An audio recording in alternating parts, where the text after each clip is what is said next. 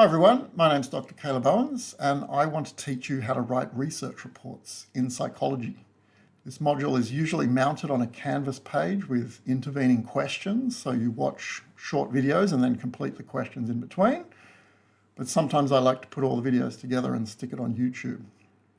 Regardless of how you're engaging with the module, it takes a cookbook approach. So the whole idea is you are doing things as you go. So if you need to pause or stop to do something, yeah, do that. That's the whole idea. It's not meant to be consumed in one sitting, just watching passively.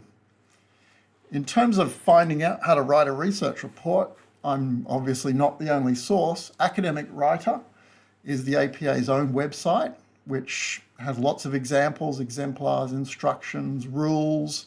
It's very complex. It's a thorough resource. A lot of the materials I use in this module come from Academic Writer. So definitely visit there if you need more information or clarification. You'll find lots of textbooks on how to write research reports. They're usually called things like How to Write Reports and Essays for Psychology. You don't have to buy any. You can usually pick up one from the library, something like that.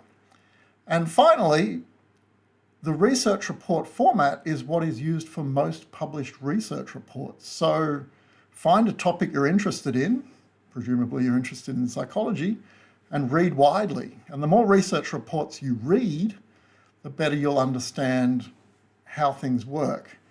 But it is important to note how things fit together. Because yes, it's important to know the structure of what it looks like at the end and what goes into each section. But a lot of those guides don't actually teach you the process, the steps, and the correct order of doing things, or what I would consider the correct order of doing things. So this is why I want this guide to take a cookbook approach and show you what to do and in what order. And it's going to be much more helpful. You need to learn how to write research reports. It's a skill. It's something that requires a lot of effort and a lot of time, but you need to know where to put that time. You cannot learn how, I know I just said look at exemplars, it helps, it certainly helps, but you cannot learn the process by looking at exemplars. And again, think of the cooking analogy.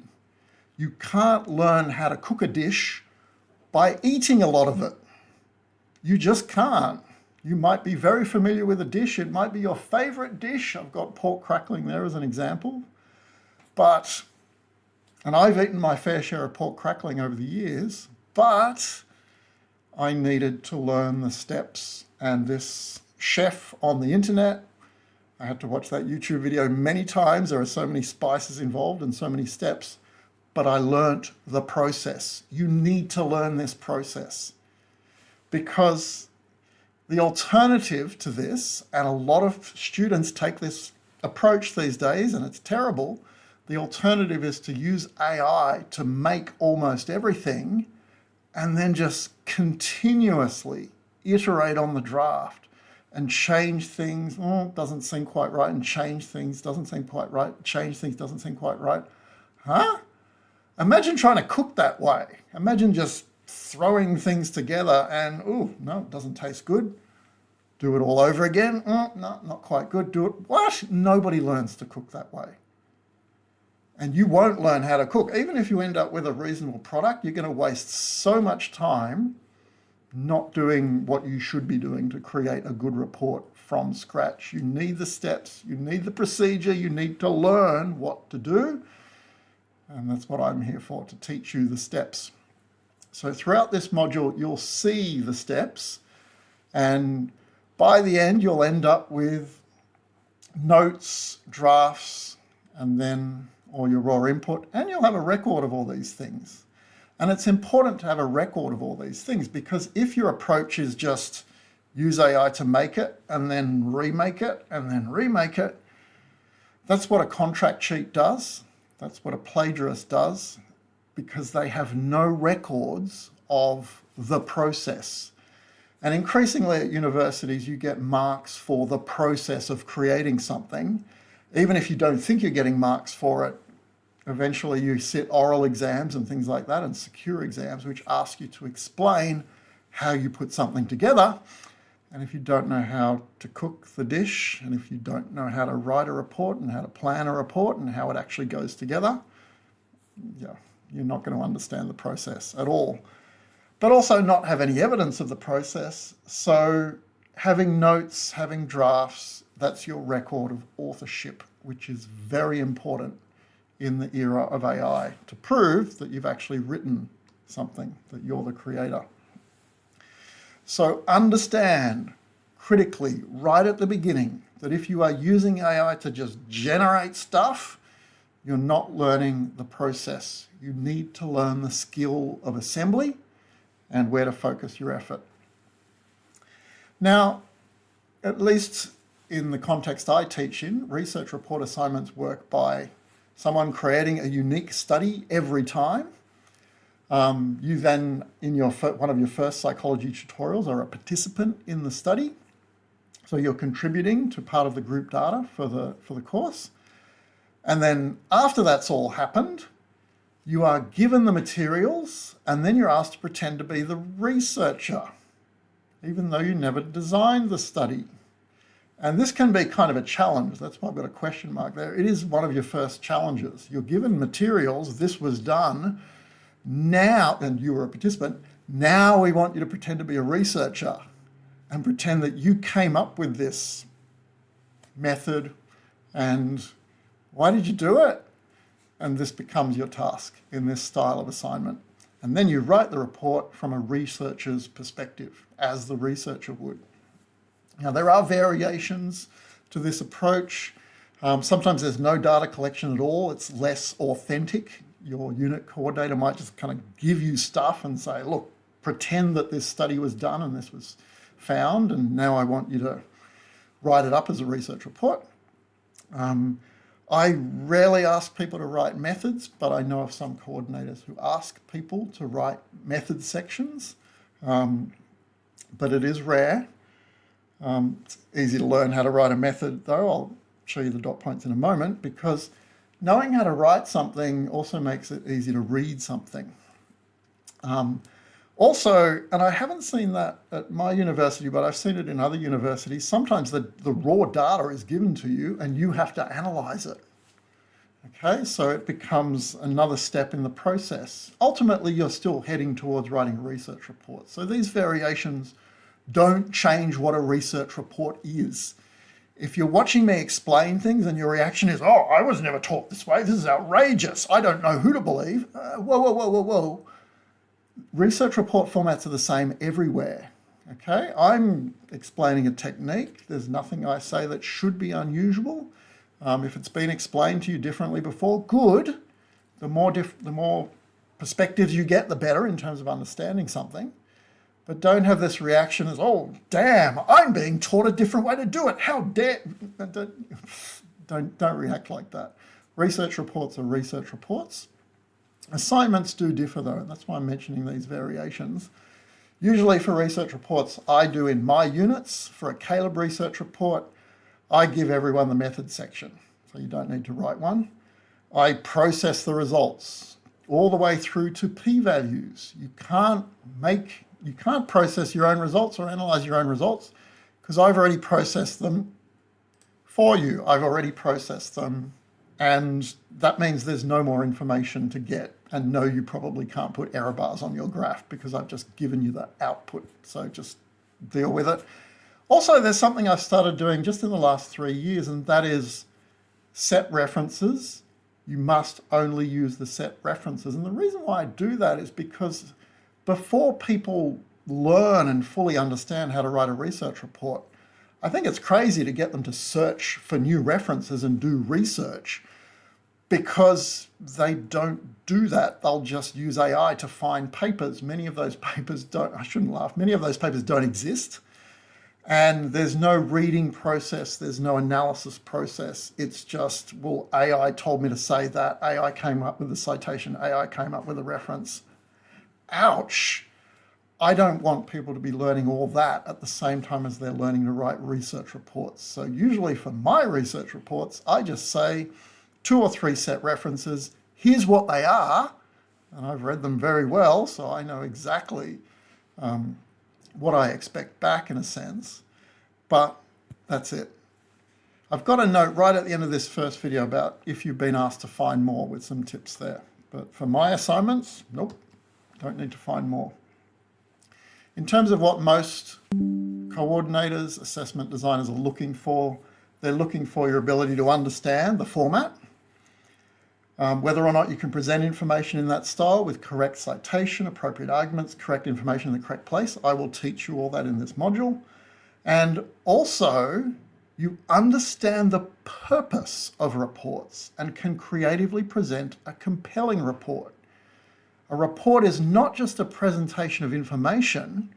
It needs to engage the reader and convince them that the study you've done is important, it's relevant, here are the main parts of the study. So when you see purposes of a research report written out like this, apologies in advance for this voice, describe the research you conducted, summarize prior research and list hypotheses, describe results and then reiterate findings. Oh my God, don't do this. This I would describe as not wrong, but it's flat. It's probably what AI would come up with. A research report reports research. Can't promise I won't do that voice ever again. But don't make a flat report. That's not how you're meant to be doing it at all. Here's what you should be doing in understanding the purpose of a research report. In the introduction, you describe and promote the research you conducted. You emphasize its uniqueness and methodological advances over prior research. You emphasize the unique findings in the discussion. Here's what we found that no one's found before, and so on. Don't use these as prompts in AI because it will just it will think it's answering this by making it rhetorical. You actually need to do this and work out what's special about this research, what's novel about this research, and how best can I promote it. Imagine that the research report you're writing is part of a grant application. You want to do more research and you want money. Don't make it be flat, make it draw the reader in and convince them that this was important, this was significant, here was your contribution. Okay? That's very different from the flat, simple explanation of simply reporting what happened. And you can imagine that's particularly difficult if you're being asked to do this when you didn't design the study. So that's definitely a challenge. You didn't design the study, now you have to say that it's very important. Okay, so get started. Make sure you've got the set references. Make sure you've got the method section. This is for a Caleb report. And then let's get started. Read the methods section first for the current study that you were just a participant in. Read it thoroughly. You don't need to label independent variables. It's not a research methods exam, but know what those things are. Independent variables are things that were changed. The conditions people were put into. What was being manipulated? What did some people get? Then other people got something different. Those are independent variables. They're really critical because that's really what makes an experiment and not just a correlational study. What was manipulated? What was changed? And then dependent variables, you don't have to label them, just know what they are. It's things we measured. What did we measure? Why did we measure those things? Why did we manipulate those things and have 4 groups or 5 groups, and why did we measure those things? What was the purpose of the design? Why might we have done this? And how did our study go beyond prior research? It's a lot of questions. Reading the set references, reading carefully through the methods section, comparing them, taking notes on each and comparing them to come up with a possible reason, purpose for the study. Yeah, it's hours and hours, up to 15 hours of work just there. Now, you've got to learn how to read papers. Papers are dense, papers are full of detail. Not all of that detail is going to be relevant. Most of that detail is not going to be relevant to you. So that's why I suggest read the current study first, read the method you've been given, because the kinds of things it's doing and it's focusing on are telling you what's relevant in the prior research. And if there are elements of that prior research that are the same method, for example, that's called replication, or seem to lead to or relate to or overlap with the method you just read, relevant. Write it down, read it as many times as you need to. Try and work out what they did. You're trying to work out why your study was done. You can read the method of other author, and that other author, she's going to tell you why she did her study. So that gives you all kinds of clues and ideas to help your creativity. Look for the theories they talk about, accounts, hypotheses, methods, ways of drawing inferences, but don't get bogged down with statistics or irrelevant detail. Don't hit the results section and think, God, I don't know what a F value is. I can't keep reading this. Skip it. You're looking for methods. You're looking for details about theories. You're looking for reasons why. That's how to read papers. Read method sections. Again, a lot of the details, they're not relevant, but go through and see. This is how they're structured if you do have to write one. Participants, materials, design, procedure. Participants, a lot of people spend too long reading and writing notes on participants because the one thing they remember from high school is if you do your study on different people, then it's got poor external validity, and often the whole report becomes about that, and it's pretty atrocious. So all you can say at the end is, I think we should do it again on a different population. It usually doesn't matter, okay? So know how to read a participant section, but don't focus on it. You want to look at materials, you want to look at design, how it's put together. And I just took you through how to analyze a design then, independent variables, what's changed, dependent variables, what's measured. This is how you read a paper. Procedure, you want to look at what was done and in what order. Okay, so read the methods, take notes on the methods, don't ignore the methods. Because ultimately what you need to do is compare previous research with the current research. Here's an example of note-taking. I've run out of space on the table. This was for a real study I was looking at years ago. This was someone else who created a study for one of my units, and before I presented it to tutors and students, I had to work out what was going on. So this is what I made for myself. You can see I've got a column for each paper, and I've got critical dimensions of comparison, stimuli, the test interval task, which was relevant to this kind of research, the assessment, the findings, and so on.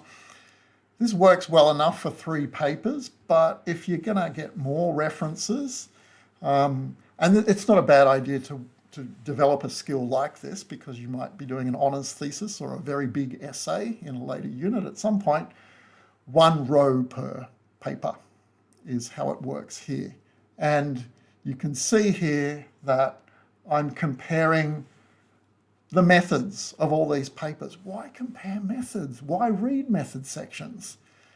See, AI doesn't do this. That's yet another reason not to use AI, but method sections allow you to see where their statements came from. So you don't just drearily write in your introduction, so-and-so concluded this, and they said that, and they found that, and they concluded that. You can't integrate papers that way. There'll just be paragraph after paragraph of, yeah, they claimed that and they argued that. It's like a social science essay. No, it's a psychology report. You compare methods so that you can say things like, well, Escray Winkler claimed this, but their method, they did this. Each question only had 2 options. Now that's critically different from so-and-so who they made a different conclusion, but they did that on the basis they had 4 options. And so now you can really begin to wrestle and integrate the information instead of just saying, drearily, they argued that and they argued that. That's why you read methods, because the detail in a method allows you to thread things together. And I'll be talking a lot about that later on. Let me give you some examples of bad notes. 27 men, sorry I'm in the way, 27 men and 26 women from the University of Colorado's intro psych program participated. Who cares? Why are you wasting your time writing down stuff like that? Forget it, that's just irrelevant. What's the middle one say? A two-way ANOVA, oh my God, who cares, okay? Unless you're writing a PhD, the kind of statistical tests they did, it's not even notes. And in fact, that just looks like it's been copied from the text. So that's not even note. Yeah, it's terrible. This one on the right, our study used computers, whereas their study used paper tests. I guess it could be relevant, but I doubt it. Larger sample size. Remember what I said? People don't know anything else. They'll just focus on the sample. It's usually not going to make any difference. Australian students at a university, psych students, not math students. Who cares? If you are going to put that in, you have to make a very strong case as to why that's relevant. And you know what? I don't think it's going to be relevant. Don't use AI to generate notes because reading through the papers, reading through the method sections, trying to work out what's going on, that helps you understand the topic in general. Reading is processing, reading is thinking, because as you read, you're working things out. So if you just see, oh, Caleb said we need to make notes, I can use AI to make notes. You've just defeated the whole purpose of making notes, which is to help you understand, compare, and integrate. You can't do that if AI made your notes for you. Some good notes. They applied stereotype threat, then measured the effect on working memory capacity. There's no irrelevant detail there. This is describing something very relevant about the method. It's hard to make examples for this in a teaching sense because I know that's relevant having taught this particular research report. But that's the whole point. You would only know it's relevant if you understood the research context and so on. And then critical comparisons in notes. Hang on, we applied load and stereotype threats separately, whereas they did them together. So in the intro, when I need to talk about what we did that was new and novel, I'll talk about that. And I'll talk about how we've done it slightly differently. And then I guess I'll have to explain why we did it differently and what was the purpose, what extra information did we want to find out by that. What was done to draw inferences? Not irrelevant detail about the method than what they found, but you're reading at the level of how their method was constructed to allow them to draw inferences. That's what you're reading for, and that's what you're writing down, and those are good notes. What logic, this is more or less the same thing repeated, what logic was used to discover knowledge and support conclusions? That's what you're looking for, because you have to make that yourself. So not too general, that was their overall aim, their final conclusion. That's not a bad way to read if you are having to search for more papers and you just want to work out what's relevant or not, but that doesn't belong in your final report or your final notes. And don't get bogged down in too fine a detail. Oh, sample size. Oh, they went to the University of Arizona. No, it doesn't matter. Sorry, I promised I wouldn't use that voice again. How many questions did their questionnaires have? I've seen notes filled with all this junk. No, you really need to focus on how they drew inferences. It's extraordinary how complicated people want to make things. This is a question I used to ask in statistics lectures, for example. A sentence reads in a results section of a research report, average aggression was higher for participants in the high caffeine condition. P equals 0.02. Okay, now people often assume that for a research report or even a simple question, you need to deliver back the detail that was given to you. And people, incredibly, think that something that's more detailed and more complex is somehow better. Again, it's like the novice tasting the food saying, oh yeah, that tastes all right, I'll copy that. That's not what you need to be doing. You need to become skilled at taking complex information, working out what it means. This was a small class the last time I taught it, but the correct answer to this is caffeine makes you angry. That's what that sentence means. Caffeine makes you angry. And every other response here is completely wrong. You can't even see the one on the left. You don't need to. It's just complex gobbledygook that I made up because students too often think that you gave me something complex, I'm going to give you back something complex. And we get this AI-generated nonsense, which is very complex and seems very special to someone who has no idea what they're talking about. but it's rubbish. Your job as a research report writer is to take complex information, simplify it, get the gist, work out the mechanisms of the method, condense it, relate it to the current research, and give it back as a beautiful solved puzzle that the reader can understand and ingest and benefit from. It's communication. You're learning how to communicate, not confuse people. Once you've made these beautiful notes, save them and then email yourself to timestamp them, or if you're in one of my units of study, there'll even be an opportunity for you to submit your notes.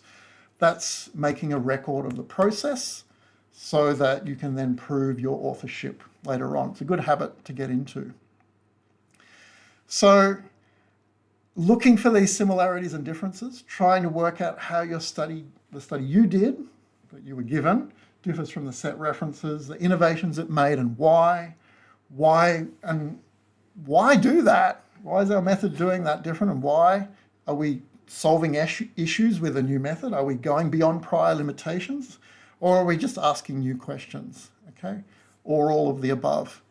This working out process, this is your creative process. There's no point asking your tutor or coordinator, oh, can you tell me why we did this? You know, ready to write down what they say.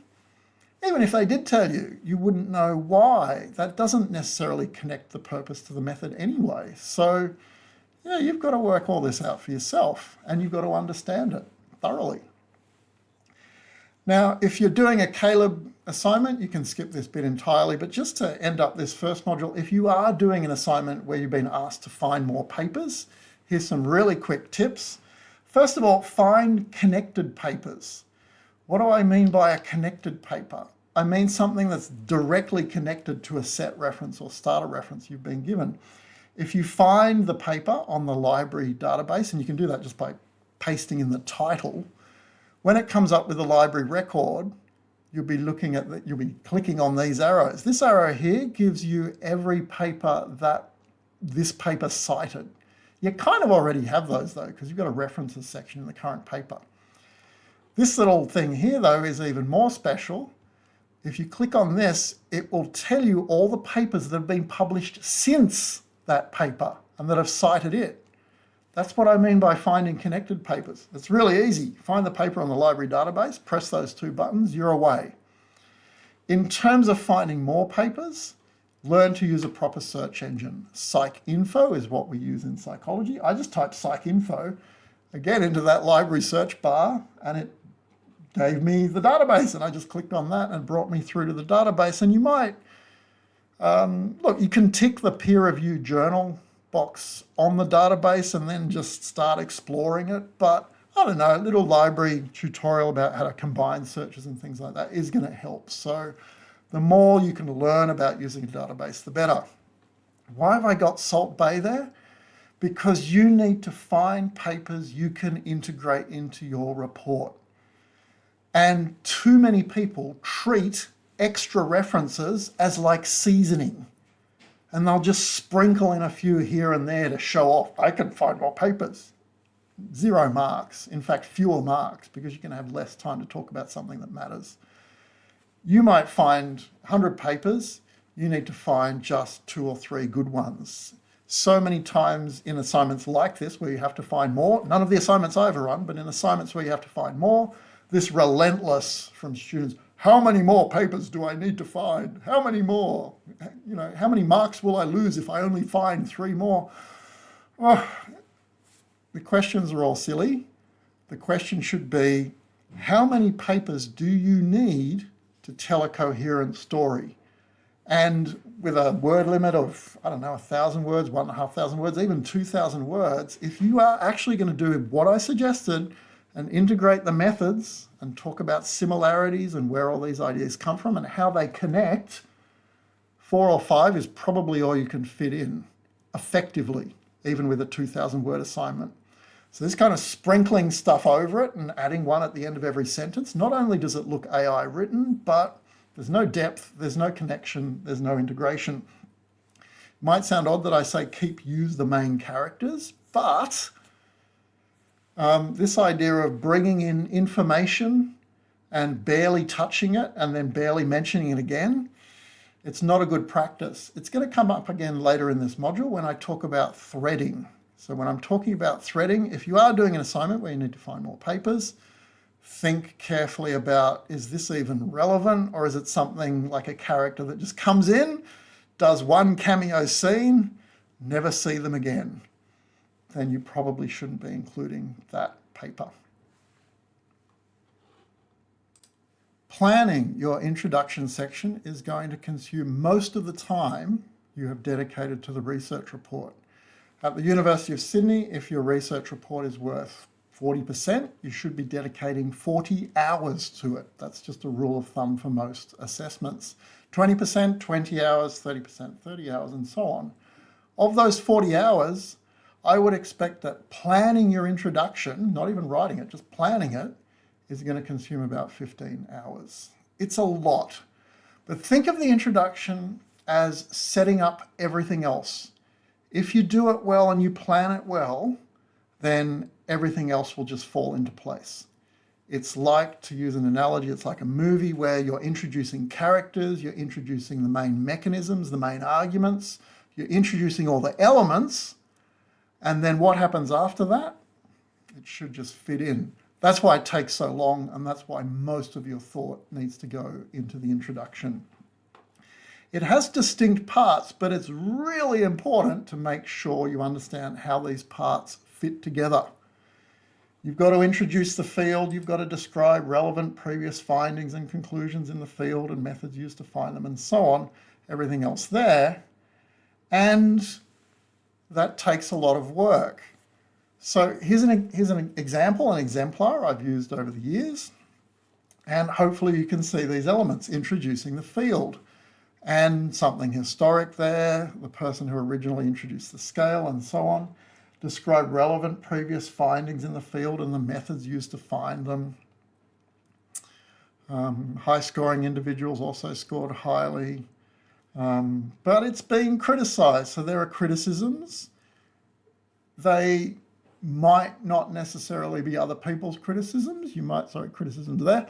You might have to come up with your own. But this is just an example of those elements put together. The other elements then connect the current method, what you're doing in the current study, what you've reported on, what you're reporting on, how does that connect to previous research? And again, that's why you read the method sections and you drill down to this fine level. And there's an example there of how you actually do it. They found this, but we did this. And here's what we did. Now, a lot of students mistakenly think, well, why do I have to explain the method when there's a method section? And the answer is the introduction is justifying the existence of your study. And the reason why you have to explain the method in the introduction is because you are introducing the study. And, it makes me sound like a bit of a smart aleck, but there's actually nothing more painful than writing on someone's research report as you mark it. Your introduction doesn't introduce the study. Your introduction seems to be a literature review about everything everybody else did.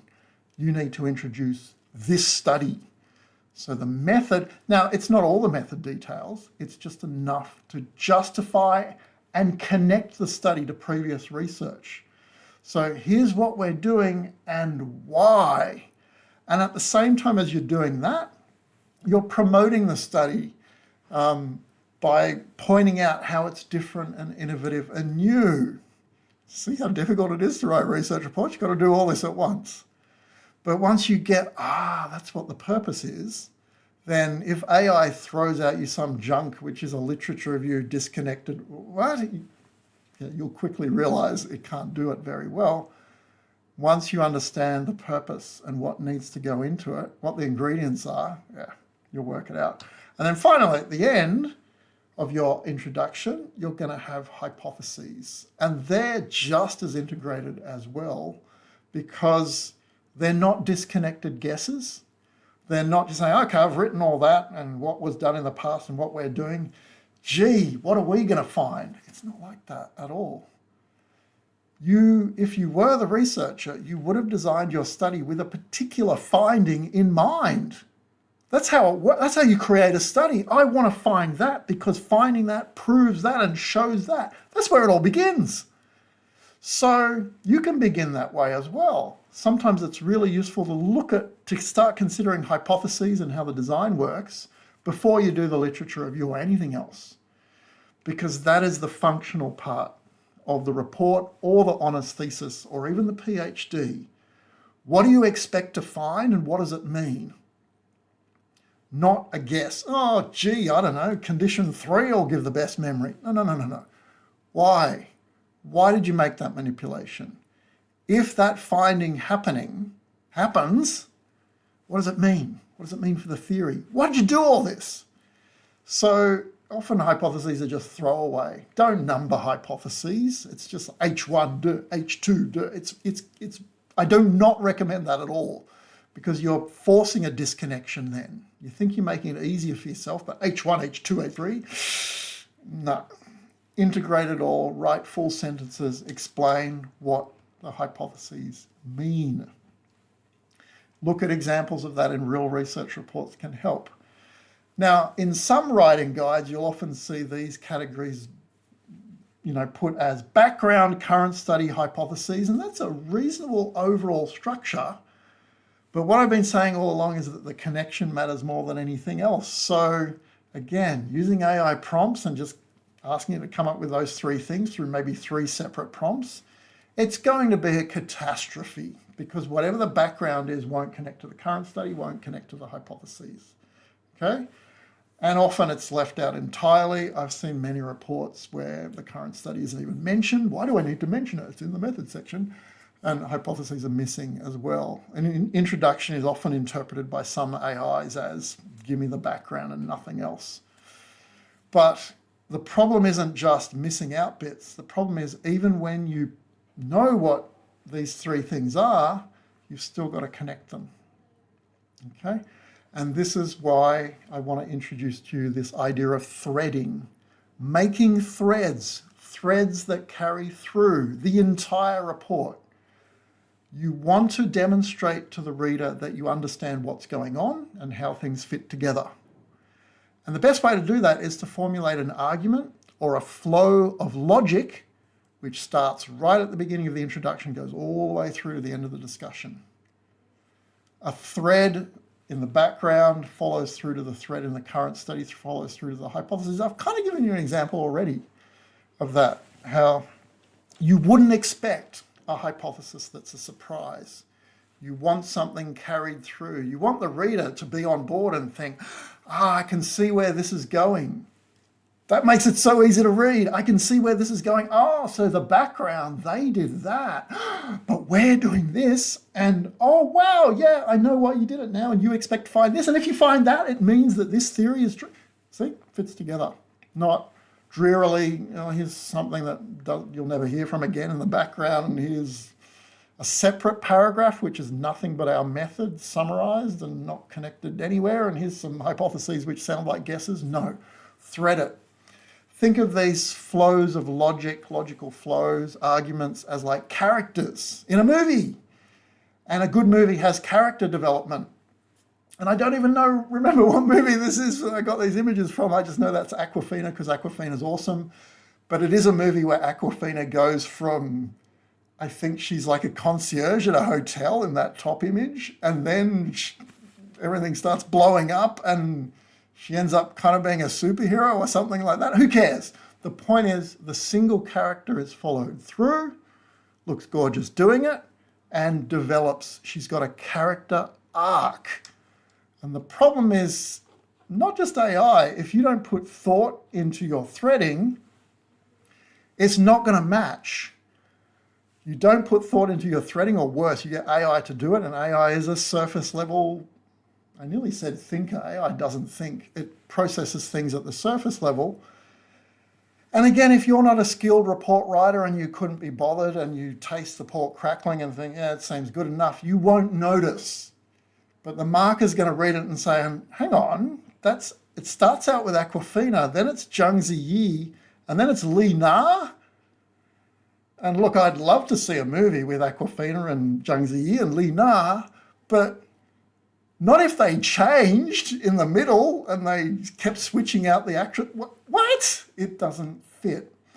So don't do a shallow level pass on your threading. Make sure the threads make logical sense. Don't write any sentences out till you've worked out that logic, because the logic is everything. Here's some examples of threads from an assignment I ran. That the background was that women were told the test shows no gender differences and they perform just as well. This must be on stereotype threat. This thread's easy because this thread kind of copies, replicates the previous study. The current study copies, This would be in your notes. You don't write formally like that. Yeah, we copied that, but you know in your notes, oh my God, it's a replication. How about that? And so the hypothesis is fairly easy. We should find what they found if the principle is correct here. Easy thread. I like to put in an element of research reports I design which have some kind of replication. It's good practice in any kind of research to replicate a bit of what came before so that you really do connect in that way. But here's another thread. We're going to do something different. We might have been inspired by the old method, but we're going to do something different and introduce a new condition. And now our hypothesis, it's going to be something unique. We can still use logic to derive it, but in justifying and deriving our hypothesis, we have to explain why we would expect that to happen. Okay? Those are our threads. They're going to keep going well into the discussion section, but that's what we need for the introduction, that flow of logic.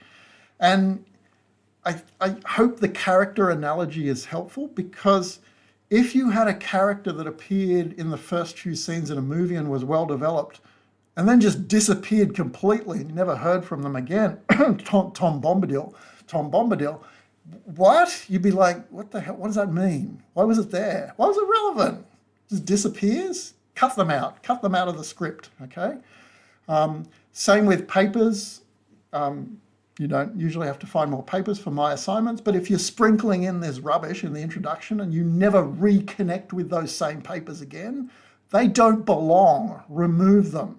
Even for an honours thesis, full of references in the introduction, and then a lot of them they're never heard from again. They shouldn't have been in the introduction then. You need to thread, you need this flow of logic. You need to convince the reader that you're not wasting their time with irrelevant seasoning. Okay, that you are actually, every word you say is relevant, every argument, every flow of logic is important. Irrelevant method details. If you've got AI to summarize past research, it has no clue what's going to happen later in the report because you haven't told it the plot, you haven't told it the flow of logic, so you can chuck all that stuff out as well. Threading and planning threading, you can say it's a lot of work, but it's going to pay off. Okay, because you're able to connect all these things. Now, in terms of doing it and the amount of thought you put into it, it's usually fairly easy to spot whether or not AI did it. I'll show you some examples in a moment.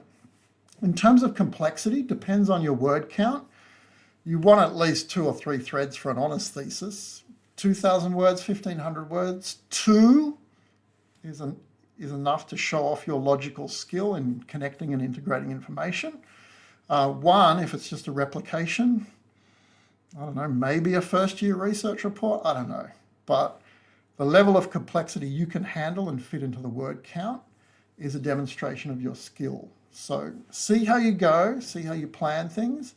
If you've run out of word count and you're trying to fit in a 3rd or a 4th thread, forget it. It's too complicated. You're just going to have to decide what is important and leave it out. One paper, one idea doesn't necessarily equal one thread I've got there. And that's important because a lot of people see that there's effort involved in reading 2 things and trying to integrate them, so they don't bother. Their literature review will be 1 paragraph on one paper and 1 paragraph on another. No overlap, no integration. Well, if you're not going to put the effort in, you're not going to get that complexity. But the actual flow of logic should be about an idea or an argument, and that might involve several papers or all the set references, linked together coherently. That's a lot of work to make this coherent. So always be careful of the connections. Make sure you understand what they are so that your background is connected to the current study. And those are real examples there. I don't want to get bogged down on the detail. And then, okay, the current study, how does that lead on to the hypotheses, what you're expecting to find? Okay, why did you design this in the first place? Don't use AI. Don't use the instructions I'm giving you in this module to just feed in as AI prompts because it doesn't know how to do it. This business of identifying limitations in prior research, do that. But don't wave flags saying you're doing it because that's exactly what AI does. You know, it will flag it. Oh, the weaknesses in past research are. No, you don't have to do that. Just do it. Don't wave the flag, just do it. Okay? Also, be specific. I talked about hypotheses that spell out what you expect to find and why. This is vague based on prior research. Schmader might have done 6 studies, 6, and each study had 18 findings. Which one relates to the one? It's lazy. It's vague. It's not worth any marks, okay? Whereas if you fully integrate it and have the right level of detail, because you took the effort to read Schmader's paper and when did she find this, when did she find that, then you can make something which is only a little bit longer but has so much more detail. Okay? Being vague, being rhetorical, again, it's the age of AI, so you do wonder when you read things like this, is it the person themselves being lazy that can't be bothered, doesn't care about detail, or has been taught to write at the wrong level of detail for a research report? Or is it just AI? Okay, based on past research, inspired by past research. I've seen phrases like that which don't even have a citation. What the hell are you talking about? Okay, even if there was a citation, you've still got to explain the past research, but incredibly sometimes there's no citation. Despite the valuable insights offered by previous studies, this sounds like AI, notable gaps remain. Again, you are looking for insights, you are looking for gaps and all that, but talking about flagging that for the reader because you assume the reader's too silly to understand that you've got a notable gap. No, don't do that. Sounds like all this sounds like AI. Previous findings have illuminated. Okay, general, vague, rhetorical. What's rhetoric? Rhetoric is when you don't have detail or logic backing you up, but you say it in a very colourful way. We see a lot of that in politics. Don't do it in a research report. You know that from all that I've explained so far, that in the introduction, you need to talk about what makes your study unique and what the novel manipulations are, but you don't use the words novel and unique, just do it. Get the job done. This study introduces a novel perspective that has not yet been explored in existing literature. You could write that in any research report and it would be equally true. I'm not saying use that in every research report. I'm saying don't, because it's equally useless in each research report. You just need to do that. The present study breaks new ground. I'm not reading any more of this. It's all AI. Okay, don't do this. Don't write like this. You need that logical backbone. Relevant past details, methods, and theories. You're connecting them. You're describing how each part works. You're deriving hypotheses. Clear, detailed language throughout, always, and importantly, consistent, because you might think everyone can see that it's Aquafina. No, it's Aquafina and Aquafina, but maybe they can't. If you keep changing the way you describe things, like an English poet, okay, I described it as that way in the first paragraph, then that way, then. Why did you do that? Okay, it's not poetry. Keep your terminology the same. The flag the threads, okay, by connecting them for the reader. Make sure it's obvious and clear what your logical backbone is. That's the road to clear writing. So Whatever you do, don't compartmentalize these tasks. Realize that the ultimate task is making everything connect. Once you've got a very rough introduction draft, as with your notes, email it to yourself, submit the draft. If your coordinator is making you submit drafts, keep AI away from it, okay?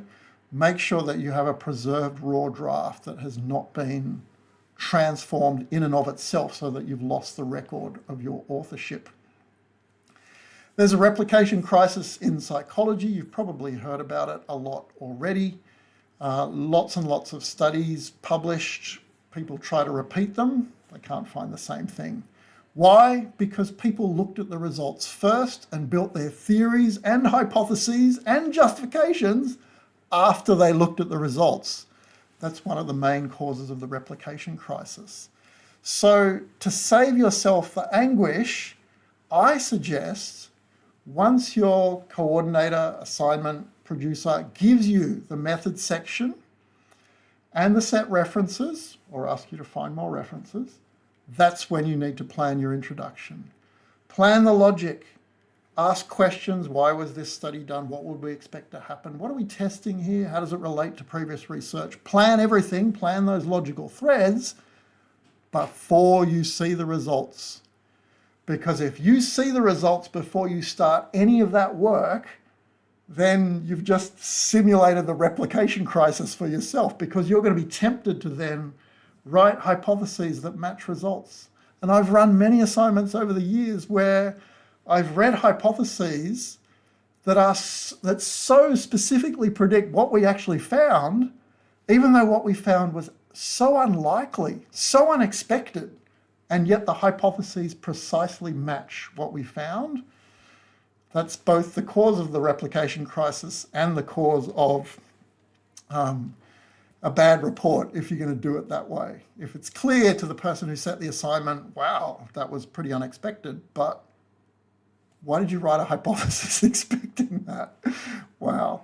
So finish everything, finish your introduction and hypothesis, just the planning, okay? Just the structure, just the logical threads. It's a lot of work, okay? Everything I've explained in this video is a lot of work.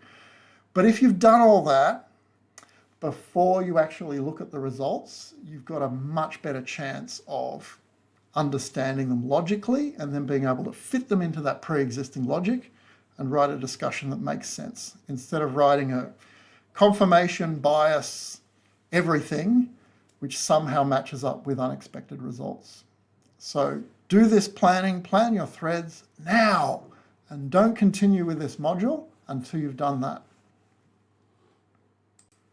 Once you've fully planned your introduction and you have some vague idea about why the study was done and what certain results might mean, finally it's time to look at the results. So when they're released, this is the way I usually release them, and I usually just have means and p-values.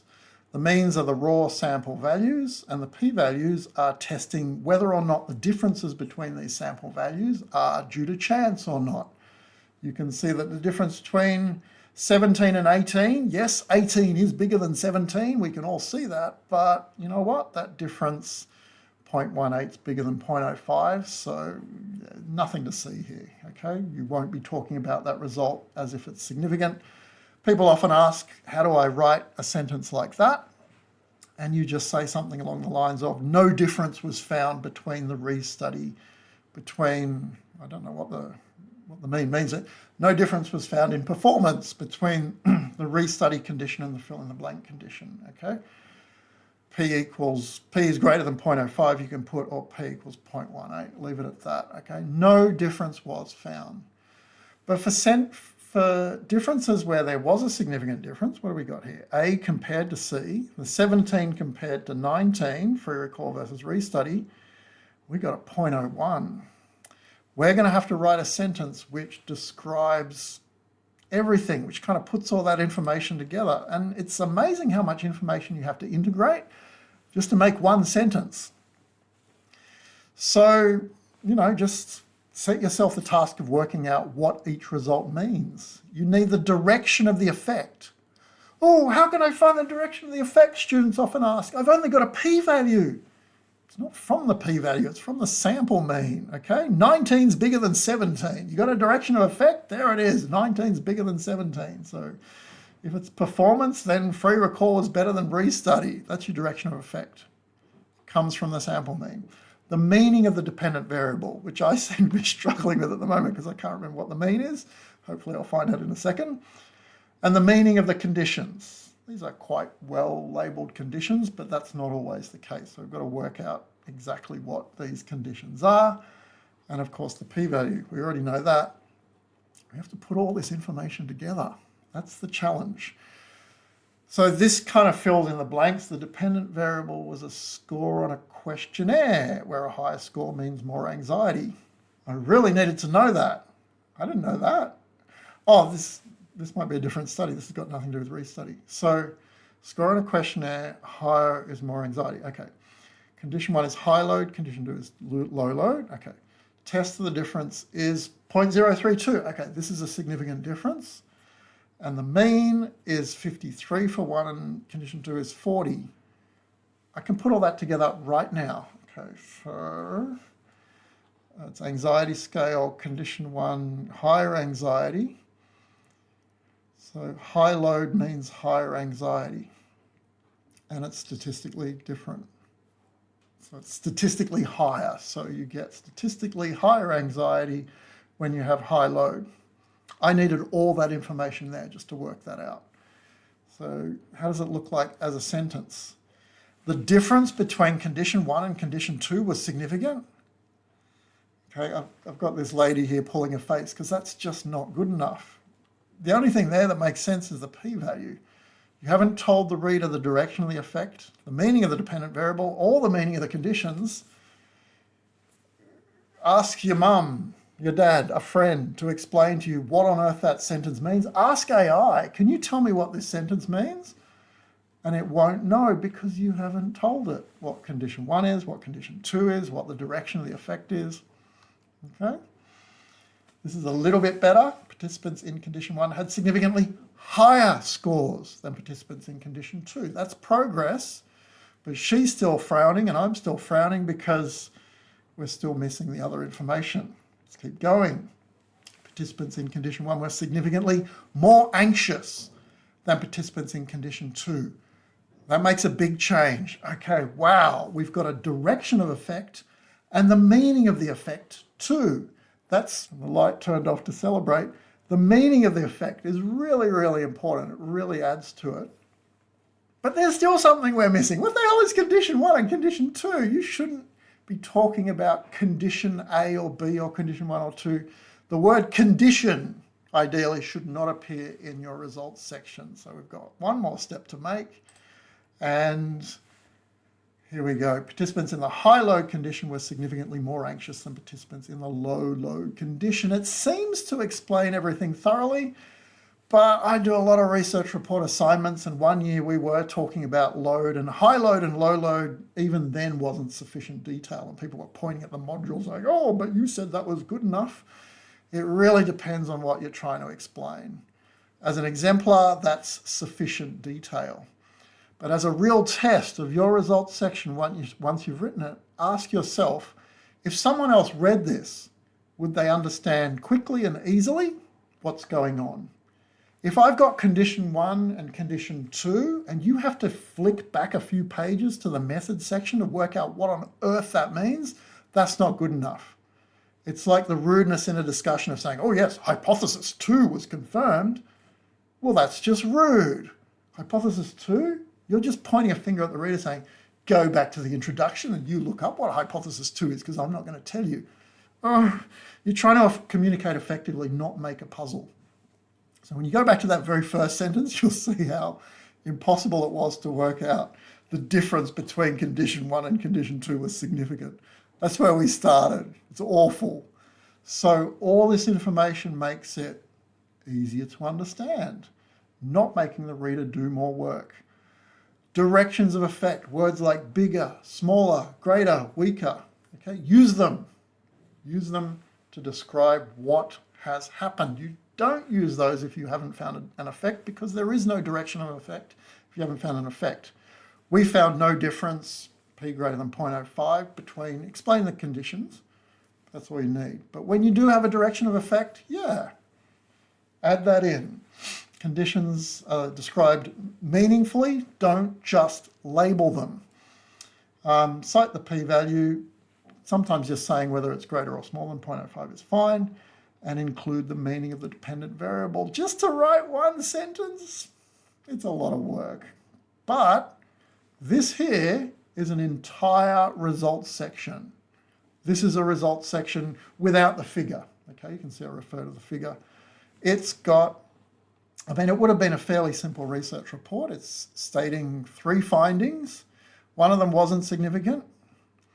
One of them was in that particular direction. One of them was in that particular direction. That's it. That was it. There was only one sentence per p-value is often the advice I will give students when they're writing. Don't try and mush everything together and say, oh, this and this were significant, p's, respectively. Don't do that. It doesn't read well. You know, you've got the words, have the confidence in the word count because you're only saying sensible things in all the other sections. You don't need to pull that. Every single part of your report, but especially the results section, is making things easier to understand for the reader. That's the objective, communication.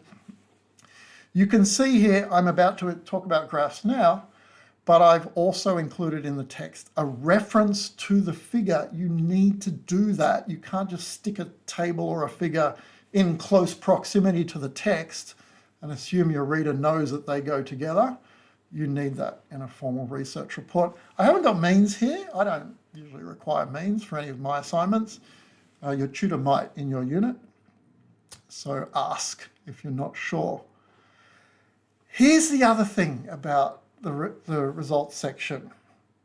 The language needs to match the introduction, particularly the language of the hypotheses, your hypotheses. It's so obvious when students outsource, when students collude, okay, a bit of academic dishonesty, they collude on a results section because they've watched this module and they think, wow, it's only 4 sentences. Gee, it's a lot of effort to write those 4 sentences. I'm going to hit the toxic Facebook forum and I'm going to copy those 4 sentences off the forum. I shouldn't laugh because this is terrible, because they might end up with 4 beautifully APA formatted results sentences which are describing the variables, the conditions and everything in a completely different way to the way they did in their introduction. And I allocate a substantial amount of marks in my reports to whether or not it matches. If the language doesn't match, it's an indirect way of punishing you for cheating, but it's also a direct way of punishing you if you haven't considered for a moment that the reader has just read your hypotheses and now, you've described everything in a different language. So be very careful if you're going to collude or cheat or copy or just change your mind about how to refer to things. Be very careful to make sure the language matches. Otherwise, it's not going to be coherent or make sense. It's going to feel like AI because unless you've got a massive prompt to put everything together, it's not going to match it up. It can't match it up if you haven't given it that information anyway. So take a great amount of care. It really messed up this one. It gave me some good sentences, but some not. It wants to restate means. Get rid of that. Okay. It will fabricate the analysis details. Even if you weren't given that, it'll start talking about post hoc and ANOVA. What? Now you're just fabricating stuff. Okay. Get rid of that. It also wants to interpret the results, and there's nothing that should be in a results section in an APA formatted research report that involves interpretation, what it means. Don't refer to your hypotheses in a results section. All I said a few minutes ago was make sure that the language matches your hypotheses. You don't actually mention your hypotheses. You don't interpret. Don't interpret. That's a hard and fast rule. No interpretation in a results section. Most AIs haven't got the memo, so they'll try and do it, get rid of it. But also keep an eye on those directions of effects. okay? Because sometimes it is just completely wrong. A lot of the AIs I've used in the past, independent variable, dependent variable. It has no idea which is which, okay? And again, repeating, this is the same dot point repeated. Ensure the language matches. Ensure your report fits together. Now, in terms of graphs and tables, the resource I pointed out to you at the beginning of the module, Academic Writer, it's great for that, and that's where I got all these examples from. But, you know, the golden rule, first of all, is for the same data, a graph or a table, never both. No redundancy. You have to choose on the basis of what's going to allow the reader to understand the results better. It's almost always a graph, to be honest, but draw a graph and a table and, you know, just look at both and think which one's showing me the result I'm going to be talking about, the key result, the one associated with the key hypothesis. Which one shows it better? Usually a graph. But importantly, the way you group bars together on a graph can emphasize or de-emphasize certain results. More on that in a second. In terms of formatting the graph, this is where AI might be particularly useful, but you still need to know. You still need to know to keep an eye on the AI, how it's meant to work. So figure 1 goes at the top. The figure label, the caption goes at the top, and the full description. This is a very short one. It should be as long as you need it to be for someone to understand. Axes labeled, okay? Axes start at a sensible number and go to a sensible number. Don't just use the Excel default. Edit the axis until it's a sensible number, which allows the reader to see the results clearly. It's not always good practice to start at a number other than 0, but if everything's cramped way up the top, you might have to start at another number. Clearly labeled legend, so everyone knows what's going on. Clearly labeled axes. The note at the bottom is kind of optional. Put as much detail as you need in the caption at the top. And also, remember I mentioned already, make sure whenever you put in a figure or table, you refer to it in the text, okay? What was I saying about grouping bars? This kind of graph would be really good for a research report where differences between men and women overall, that's kind of the main thrust. Most of the hypotheses are heading in that direction. That's the center of the report. This would be a good graph, okay? This would not be a good graph, while perfectly formatted, it would not be a good graph if the whole report centered around people with small hand gestures, whatever that means, okay? People with small hand gestures. It's all about that. We're focused on small hand gestures. And look, we've measured large and one hand and two hand also, but it's the small hand gestures that we're most interested in. Then you'd want a graph where you've got small as the first category, and so the reader can see that pair of results right next to each other because that's the p-value test you just reported. Do you kind of see what I mean? And again, this is the problem with hitting the Facebook toxic group and copying the graph from there. They're writing things up in different ways. But if you're writing it up where small hand gestures and that comparison is really critical, you put those bars together, and then your graph matches the text, matches the hypotheses. See, matching is everything. Integration is everything. Show you a table. Sorry, not a table. This is a line graph. Why would you use a line graph? When the data is continuous, okay? And it often isn't, but this is a continuous scale. It's year. In other words, where the space between the lines is meaningful, you use a line graph. But otherwise, this is the same as the bar graph where you've got the figure caption at the top. Don't worry about the notes on the bottom, but the axes are clearly labeled and so on. Okay, here's the table. Yep. There's a fanatical rule in APA land that says, thou shalt not use vertical lines in tables. I don't know where it comes from. I don't know which grumpy psychology academic came up with it, but it's the rule. So try and follow it. Now, in my research reports, I usually don't allocate marks at all to formatting of tables, so you don't need to stress about it. But a lot of coordinators will. They allocate some marks or too many marks, in my view, to formatting and things like that. Even if it's one of my reports, I would still suggest you format it correctly because, I don't know, it's kind of like turning up for a job interview with no clothes on if you've just got stuff thrown everywhere. So if you are going to do a table, make sure it's horizontal lines only for some reason, and it looks something like that. Okay. For the most part, though, figures, graphs, are usually better than tables. So the best graph, I've kind of already covered this, so I can be very quick here. Make it match, because all the APA stuff does is tell you about the formatting. The way you organize your bars, the way you group things, the way you present things, make it match everything else in your report to maximize your mark. Don't just think, oh, it's formatted perfectly, therefore it deserves full marks. No. Does it actually match the text? Does it help the reader? Does it help you communicate? Now, once you've written out your 1 sentence per p-value and put in your graph or table, you're done. So the results section of your research report is usually the first section you complete, fully polished, completely finished. You're going to go back and polish up your introduction later, and you're going to change, and you're going to write sentences and things like that and polish it up. But a results section, you can get it out of the way, even if it's your first results section ever, even including the time it took you to watch this video, you can get it done in under 2 hours. Get it done in under 2 hours. Because once you've written up your results section, probably don't print out things anymore, but you can have a copy of it on your phone, somewhere else that you can look at every now and again, because you'll need to be looking at it because you've got to understand what happened in order to write up the discussion.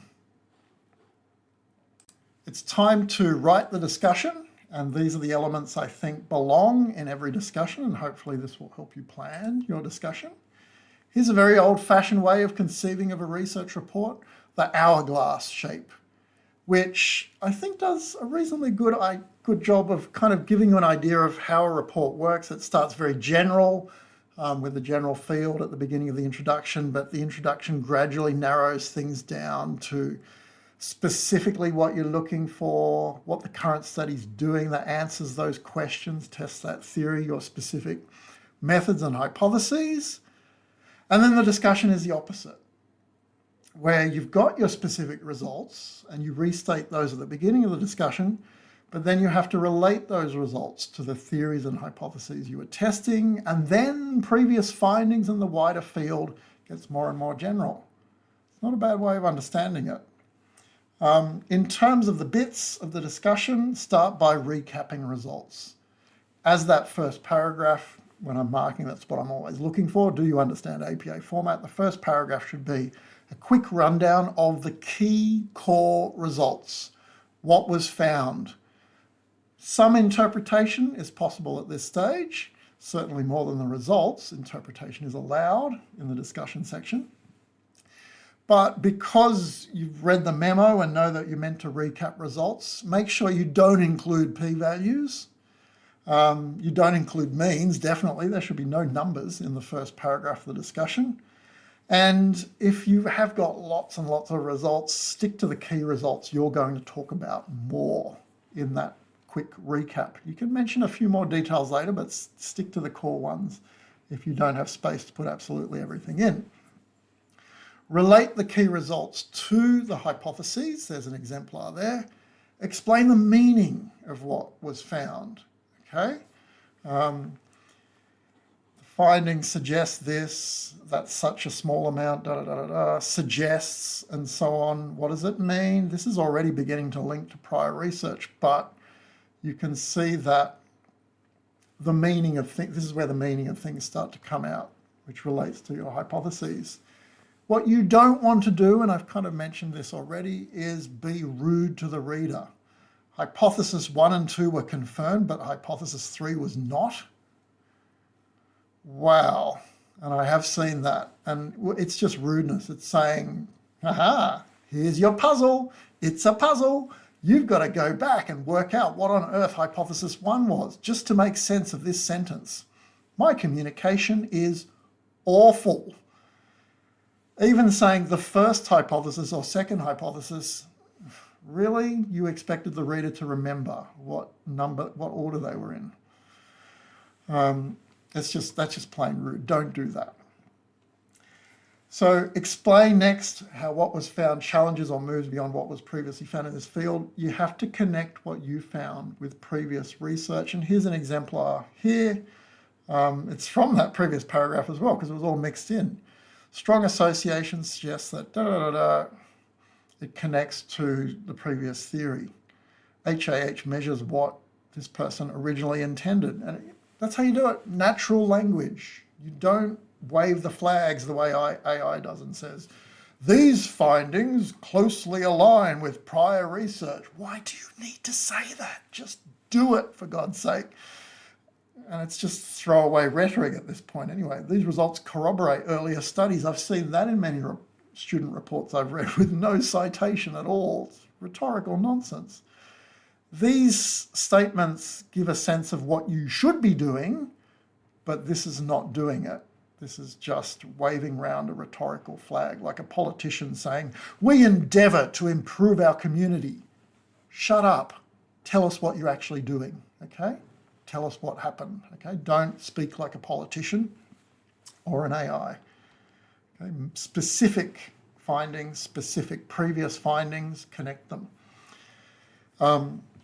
What's the purpose of a research report? Is it to accurately record a study and its findings and present them in a coherent manner? Remember in the first video I was talking about how you don't want to be flat. You want to promote the study. You want to make the reader engage with it. This is what it does here. This is what the purpose is. It's to communicate to the world what your study did that was novel and the unique contribution it makes. Now you need to be aware of that in your introduction, but particularly so in the discussion, because that's the business end. It's easy to write the discussion if you've planned a good introduction, because it's like the characters and the threads are just being wrapped up. But don't lose sight of the fact that you're promoting the study. You're communicating what it did that was novel, what it did that was unique, and so on. So throwaway sentences like this, which I had on the previous slide, these findings align closely, confirming these results corroborate. You know, apart from anything else, both those, as well as being generic and meaningless, both those kinds of sentence are waving a flag at the reader saying, we found what was previously found. We did nothing new. We found nothing novel. We did nothing novel. How could our findings from a brand new study closely align with something that had a completely different method? Not only is that untrue, but you're yelling at the marker, I do not understand what the purpose of a research report is. I don't understand. I have some kind of insecurity in my writing style or my self-efficacy, and I can't be a little bit creative and try, what did we find that was new? No, I'm not going to do that. I'm going to say, I think what we found is the same as what was previously found. No marks for that. Don't do that, okay? It's showing a lack of confidence in your writing and a lack of confidence in your understanding. Or maybe that's just what the AI told you when you put in a very bad prompt. So this is what it actually says in my box you should be doing. Explain how the key innovations of the study made to address whatever it was you were addressing worked or didn't work, okay? Reiterate that. Bit of redundancy there is good, because what the method did that was new and innovative is worth repeating, is worth emphasizing. That's how you promote it, simply by repeating it, making it detailed, making it clear. That's how you promote the innovation, by talking about it, not by saying it's innovative, but by just talking about it clearly more than once. Introduction, connect with it in the discussion. This final bit is probably the one students find most challenging. Qualify the reach or impact of the findings and suggest specific future methods to address the limited reach. Qualification means pointing out that your study didn't solve every problem in the world, pointing out questions that it didn't answer, pointing out issues that it might not have solved thoroughly. In too many writing guides and AI, and in the minds of too many students, the final part of the discussion is taken as a hatchet job on the study. In other words, attack the study. And that's not what you should be doing. More on that in a second though, but often, again, I mentioned this in the first module, about sample and the population the sample came from and all that kind of stuff.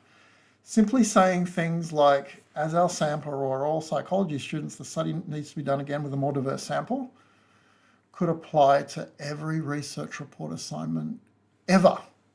And you know what? If something could apply to every research report assignment ever, it means it's useless. I even caught someone many years ago in a plagiarism case where the entire last paragraph of the discussion, which was filled with nothing but this generic stuff, they had submitted twice for 2 completely different research reports.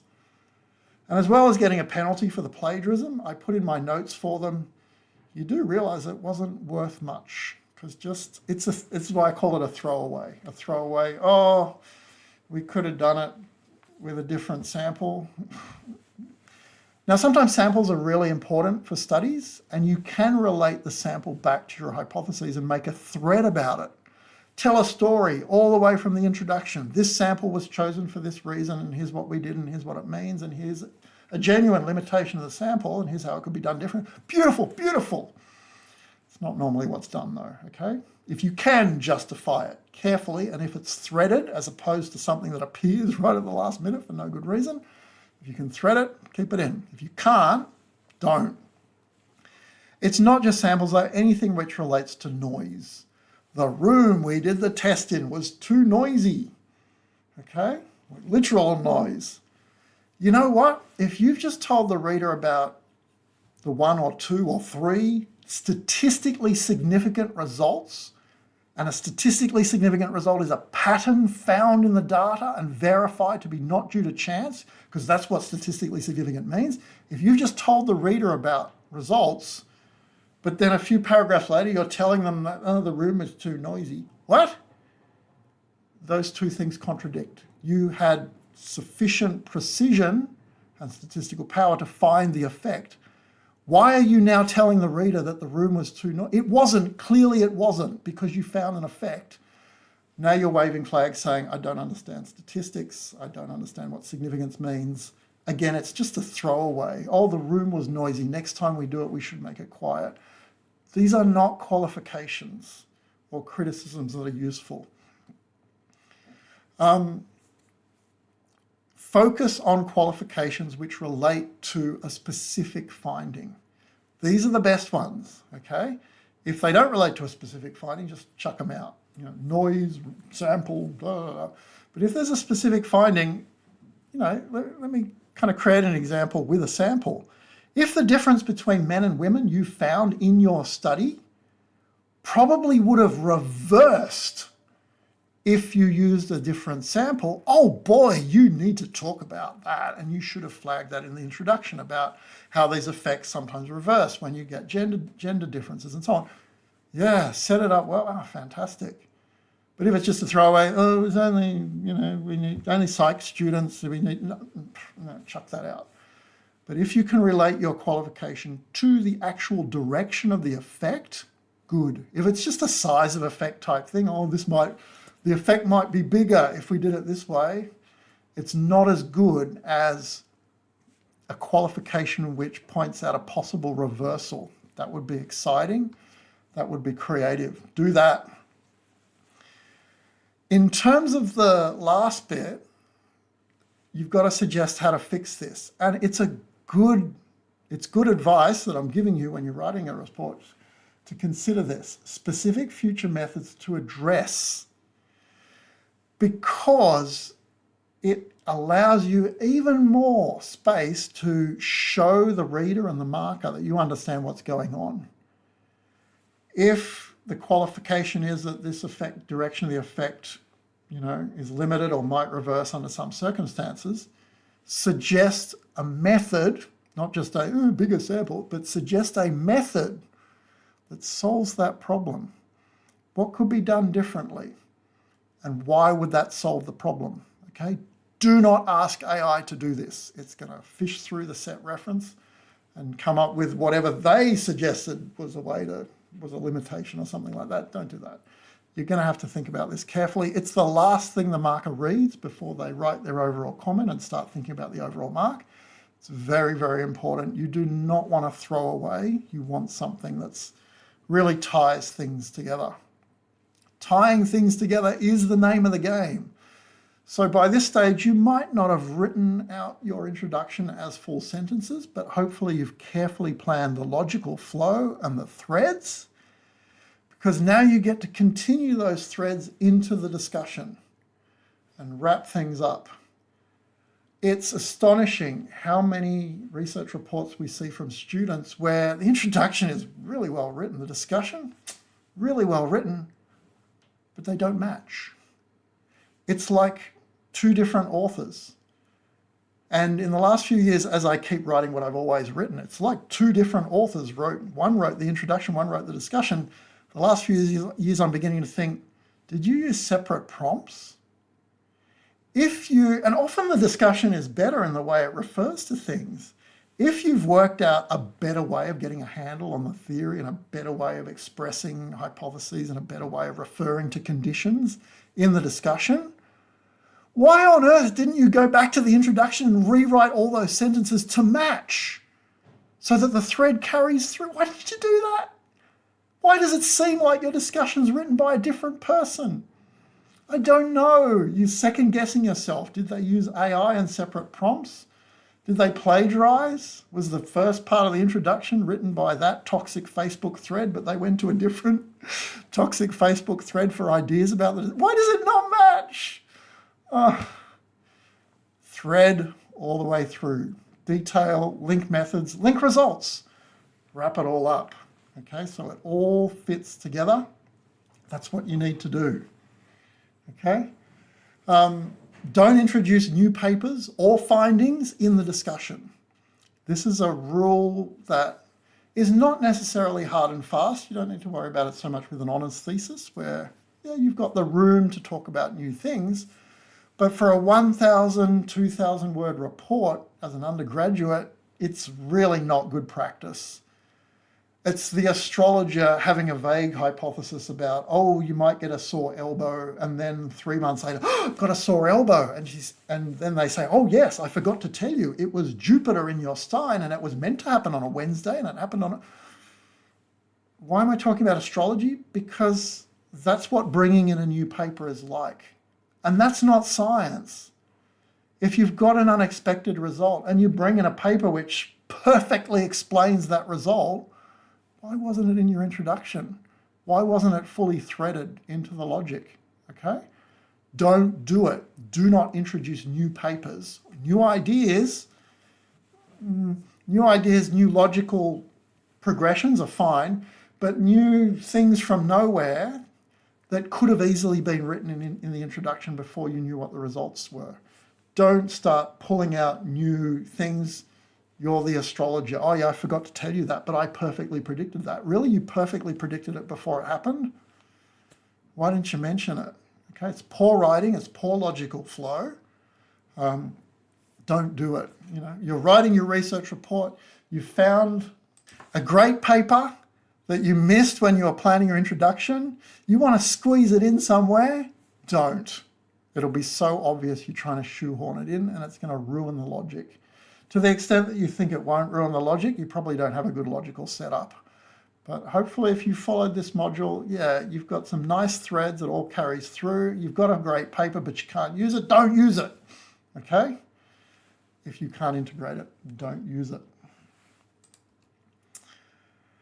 Once your draft discussion is complete, email it to yourself as a record of your authorship. Save it as a separate backup.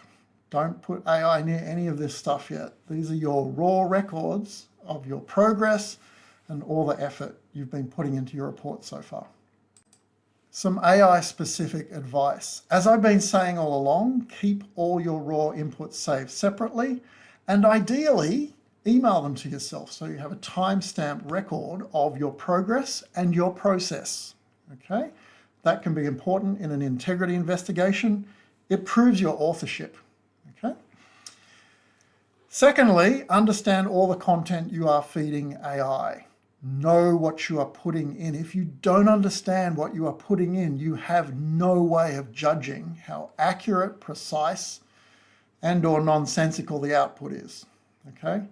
AI is not intelligent, despite its name. It's a large language model, which is really good at language, but it can't think or evaluate.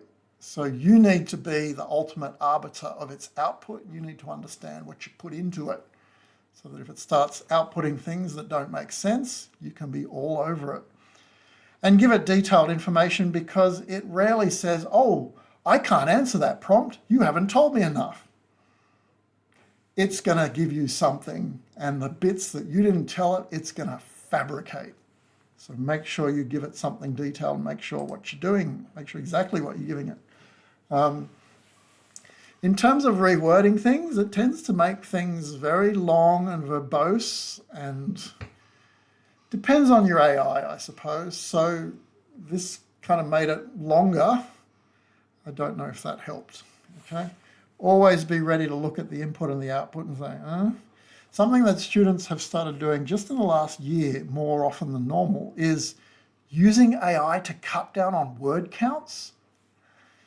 That's disastrous. Imagine spending so long planning your introduction and planning your threads, and then, oh, damn, I'm 100 words over. Can you make it shorter? And then it removes something essential to the logical backbone. It's just gone. So don't do that. Okay, you can cut down words, cut out an entire thread if you need to, an entire paper, entire idea. Only pick the best stuff. If you're struggling with word count, my general advice is basically you don't understand the topic well enough to understand what's important and what isn't. So learn more about the topic. Don't just focus on individual words. You're not able to prioritize what's important. That's your problem. If you're struggling with word count, don't use AI. But most of the time it seems to make things longer and more rhetorical. This, I mean, it's not terrible. The detail is here.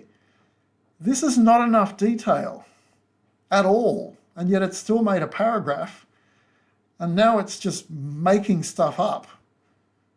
Okay, so while, yeah, that made things a bit longer, at least it was accurate, whereas this is, it's hallucinating.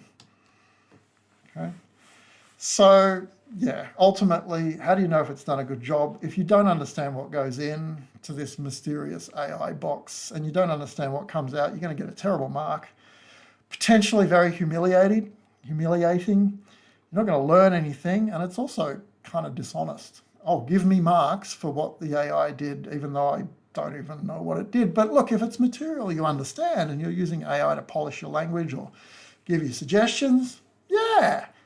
Once you've done all that planning and logical backbones and you're fully on top of what's going on, wow, it's really going to elevate what you're doing. It doesn't make gold out of lead, out of nothing. But if you put in something that's pretty good already, it can elevate it even further.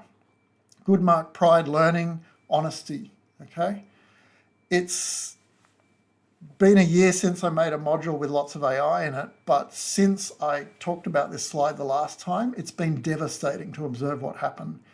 In last year's Psych 2016 research report, I'd estimate between 40 and 60% of students did not even read one of the set references.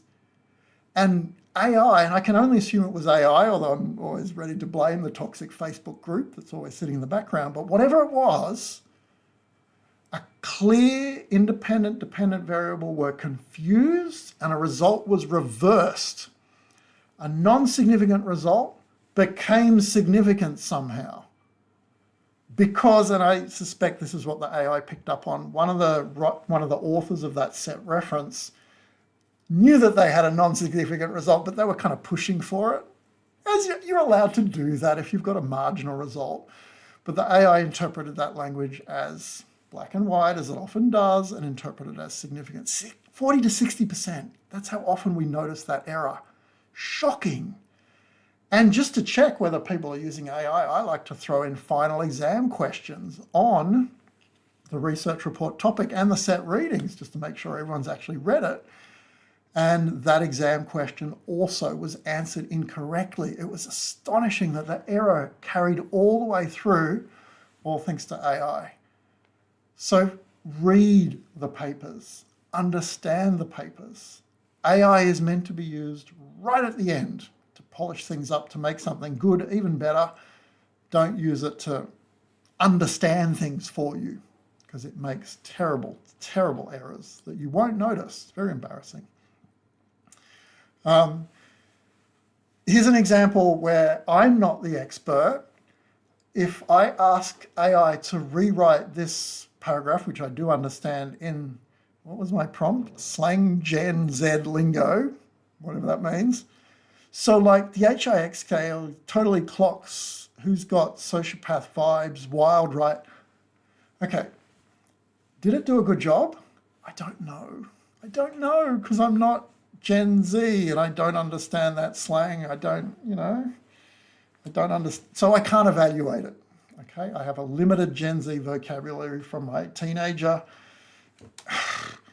That's the position you're going to be in if you don't understand the topic. You'll be as useless as an old guy like me trying to work out, did it do a good job? Sounds a bit wanky. No one really talks like that, do they? I don't know. I don't know. Don't be in a position where you don't know whether the output is good or bad, and you're just going to submit it, okay? Because, I would humiliate myself. Imagine if I gave a lecture like this to, I don't know, connect with my young students. How they'd probably enjoy it because it would be so hilarious, but how humiliating would it be if I pretended that I spoke like this? How humiliating. And yet, reverse things, there are so many students who will use AI to create this fancy sounding nonsense. And when I'm marking those students' work, it's humiliating and embarrassing. And why are you doing this? And why are you wasting your time at university when you didn't even do the work? So think carefully about your input and your output. If you're not in a position to judge the value of the output, then yeah, you shouldn't be using AI with the input. The principle in terms of integrity is quite simple. Is what I'm doing misleading the examiner and causing their assessment of my understanding to be inaccurate? So if you're doing A and you're using AI to help you understand the content and polish up your carefully planned and researched paragraphs which flow logically, yeah, good, go for it. Okay, once you've done the planning and the threads and so on. But if you're doing B and you're using AI to generate content because you don't understand it, ouch. B is dishonest. B is academically dishonest. It's an integrity breach. A is fine. Don't lose control of it. But A is fine. At some point during your assignment, at least under current policy at the University of Sydney, if that's where you're watching the video, you do have to acknowledge AI use. Here's a reasonable template. Explain what you used it for. Explain how you did use it and how you didn't use it. You don't have to put prompts as part of an appendix. Some assignments you do, research reports you usually don't. But just, see what your coordinator wants. I think just 1 and 2 is fine for most of the assignments I run. Explain what you did and what you didn't do. There are some coordinators around the university, not in psychology so far as I know, they love penalising people for not putting in declarations. So just to put it in as a matter of habit, okay? Put in a declaration of how you used AI. Abstracts, but it is an important point in time when you're writing your abstract, which you write last, to reflect on clarity in communication. Have you given the reader enough detail to work out what is going on? Because the abstract is the very first thing the reader reads, even though it's short, it's actually pretty tricky to write because it needs to stand alone. It needs to make sense. There's none of this business of assuming that the reader has read the rest of your report. That's not what an abstract does. An abstract is usually what you're meant to see when you're searching for papers, to give someone who may or may not even want to read your paper a really quick snapshot of everything in your research report. It must stand alone. So if your communication is not clear and coherent, then you're in trouble. In terms of how to write an abstract, it's not always this strict, but if you want the Caleb way, it's something you write last, and I think it should only be 4 sentences. And the 4 sentences are, in this order: 1 on rationale background for the study, what was done, what was found, and what it means, okay? Background, what was done, what was found, what it means. That's it, 4 sentences. Just kind of like the sentences in the results section, though, they're fiddly. You've got to craft them very carefully. You can't do them quickly. But it's important to understand that the abstract is not a blurb, it's not an introduction, it's something that summarizes everything, or at least all the key details, as concisely as possible. And the 4 sentences will force you to do that. Background, what it connects to, what field it connects to, what was done, the core method. Maybe not every single last method detail, but the core method, the innovative method, because it's got to do that as well. Here's the bit that we did that was new to entice the reader in. The results, the key results at least, the ones you're going to be making a big deal out of, and the conclusion, essentially, the contribution of the study to the wider literature. It's a lot, but those 4 sentences cover it. You can go to 5 if you want, but once you've created an abstract, it's time to consider, does it communicate all this information? And the example I've got here is absolutely terrible. Have a read through it. Stereotype threat has been widely studied. That's rhetorical. Doesn't mean there's no information in that sentence. Widely studied. There's 2 citations. That doesn't mean anything. Someone's widely studied it. In this study, there were 4 conditions. You've counted the conditions and there are 4, and you think that's such an important number, you've got to tell the reader?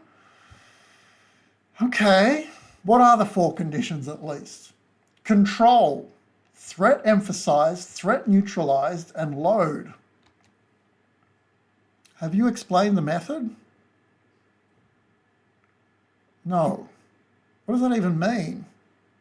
You've given the reader the labels of the conditions. You've given them labels. There are 4, and here's what they're called. Have you explained the method? Not even slightly, not at all. We're now halfway through the abstract. Has any information of consequence at all been transmitted? No. Results showed that participants in the threat neutralized condition performed significantly worse than those in the control condition. We still don't know what those conditions are. So now you think you're describing a result, but what was the threat neutralized? What happened? So because you haven't described what the method was, and then is there a final sentence, or is this, but this is, it doesn't have to be strictly 4, and they know what to do. They're trying to connect this to prior research and talk about consequences. Failing to replicate prior research, but there's no citation here. Which prior research did it? There's nothing here, nothing. This abstract is a 0, and yet it looks so beautiful. This is what we see in the AI era. Beautifully formatted, grammatical, meaningless, absolutely meaningless. Something, and I thought about this last year when I was marking many reports like this, something that I would suggest to you as a student, if you can't show your abstract to your mum or dad or roommate or partner because they're not available, or you don't want to annoy them with the details of your research report, why not put this abstract into AI and ask it to generate all the details? And because there are no details, it's going to start making stuff up. And when you ask the AI to tell you all about your study based on your abstract, and it just doesn't match what the study was about, oh my God, that's because the information isn't in there. Yeah!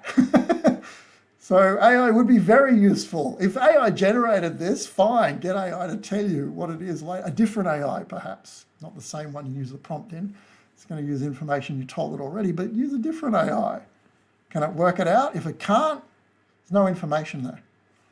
Simply telling people the number of conditions, thanks for counting them, and what they're called, doesn't explain anything. Prior research, widely studied, vague rhetoric doesn't mean anything. I have no idea what Spencer and Schmader and Johns did. Okay, just consider the amount of information transmitted. Here's a perfect one. The one at the top gets 0, this one gets 10. Stereotype threat can impair a minority's performance on tests. That's what Spencer found, and Schmader and Johns claim this is because of the additional cognitive load the stereotype causes. Oh my God! Now you know what stereotype threat is and the cognitive load theory of stereotype threat in one sentence. This is from a real HD exemplar. Wow. In this study, women were told a test resulted in poorer female performance or no difference, and others were asked to remember the questions and order of questions. I think the conditions are here. This is the load condition. They're asked to remember the order of questions. Test resulted in poorer female performance. That's threat or no difference, threat neutralized. You don't need labels. It's like much of the other advice I've given throughout the module, that AI really wants to wave a flag saying, I'm doing this. But as a good author, you just want to do it. So this second sentence, it's a bit dense. Probably not as clear as it should have been, but it explains so much about the method and what the conditions actually were and how the study was actually run, whereas this sentence here has no information whatsoever. Participants burdened by the memory task performed just as poorly as those facing stereotype threat, suggesting a common origin, a beautiful interpretation of the result, and it even does connect back to Schmader and Johns' explanation because there was sufficient detail there. Wow. It's maybe only a few more words, but this has so much information, and the other abstract has none whatsoever. So, quick summary of abstracts. Do include a key citation or two as required. I don't know where that rule comes from. Yes, you're allowed to use citations in abstracts, and do it so that you're not forced to use rhetoric like some researchers. You need a citation, okay? If you mention the word research or finding, you need a citation. Core innovative methods only, don't clutter it up. Don't start talking about the sample size in the abstract. Shouldn't even be in your introduction unless it's relevant. So all that kind of prioritizing, understanding what's important, what isn't, that you had to kind of struggle through as you were reading papers and taking notes and trying to express things in a clear way. It's turned up to 10 in the abstract. The abstract has to be really concise and clear and yet full of detail, packed full of detail. So you do it last because you should be across all this stuff and you know all the different parts of your report and what direction they go in. But even though it's really short, 4 sentences, yeah, pause, take your time. It's the first thing the marker will read. So polish it up, make it concise, make it detailed. Don't include needless details. P-values, descriptions of every part of the method, all the results. You're not going to have time. Condition labels. The very good one doesn't even have why does it need a condition label? That's something for your method section. Helps when you're graphing the results. Why would you put a condition label in, threat emphasized, in the abstract when the person who's reading the abstract, because it's the first thing they read, doesn't know what the condition label means, okay? Communicate clearly, write a good abstract. Think about much of education. It's often about making students follow rules, somewhat arbitrary rules. Remember the no vertical lines in the table and things like that. It's a way of socializing people. It's very authoritarian, isn't it? There are lots of rules with the formatting of APA research reports. I usually don't allocate any marks to them at all, but there are many, many psychology coordinators and people who set psychology assessments who love the rules and dedicate large swathes of marks to them. Maybe they'll stop doing that when they realize everyone can kind of do a lot of this stuff by just telling AI to do it. So check how many marks are allocated to this. For the assignments I set, if you don't have your assignment in Times New Roman 12-point font, it tells me as soon as I start reading your report that you haven't read this, that you haven't watched this video, okay? It's giving me an overall sense of your lack of engagement, which is not a good impression to give. It's like turning up to a job interview without wearing proper clothes. I'm not going to take off marks for you not doing a lot of these things, but it's not leaving a good impression. It's really not that much effort to do all this stuff, so just get it done. Times New Roman 12-point font throughout, double spaced throughout, each new paragraph indented throughout. This seems to be getting rarer and rarer. Maybe AI doesn't like indents, who knows? But indent. And a hanging indent for the references section. I'll show you what that looks like in a moment. A title for each of these sections. Abstract, results, discussion. You're not meant to put a title on the introduction. Some journals do it, some don't. It's not a disaster anymore, but at least put a title for abstracts, abstract, results, and discussion. You don't need running heads, title pages, keywords, headers or footers. Just leave all that stuff out. Also, if you plug your AI directly into APA, it's probably going to draw information about how published papers should be submitted, and it's going to want you to put all your figures at the end. Don't do that. Put your figure right next to the results section. If you do that, you might not lose marks either, but now you're telling the reader that you used AI to do all the formatting and you didn't use the rights. Don't do that. Just abstract first, title, abstract, introduction, results, stick in the table or figure. Yeah. In terms of the word count, this might be more specific to the assignments I set, but in terms of balancing things out, the introduction tends to be a little longer than the discussion. Consider how much you've got to achieve in the introduction compared to the discussion. It's going to be 10 times the work to set up the introduction, like 15 hours, whereas a discussion might only take you 2. But in terms of word count, because you're packing so much in, justification, background, all that kind of stuff, hypotheses, justifying hypotheses, it's going to be a little bit longer. That's a reasonable balance. Look, just take this as general advice that you don't want a results section that goes on and on and on. It should be tiny, 1 sentence per p-value ideally. And if your AI has created all this nonsense about ANOVAs and post-hoc comparisons, you shouldn't be putting that in either. Or maybe your results section is long because you've got lots of interpretation. That's wrong. Do not put any interpretation in your results section. So nice brief results section, but long introduction. I've seen many introductions which are 1 paragraph. 1 paragraph introductions. All that you've got to achieve. You can't do that in 1 paragraph. You'll see how much of a struggle the abstract is, but I've seen introductions and abstracts almost the same size. Something's terribly wrong with that. Short abstract, nice long introduction, short results, reasonable discussion, but don't go on too much in the discussion. I have looked at a lot of integrity cases from fields like biology and chemistry, tiny 1 paragraph discussions. That's not appropriate for psychology at all. You need at least three chunky paragraphs for a good discussion because you've got to tie up all those threads, all those characters that you introduce, that logical flow. It's a fair amount of work to do in the discussion.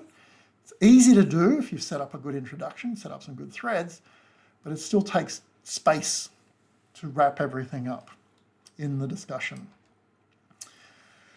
Other sections, acknowledge if you've got any proofreading assistance, even if it's as simple as my mother, put her name, who has a degree in, put her qualification, read 1 draft of my report and suggested changes, okay?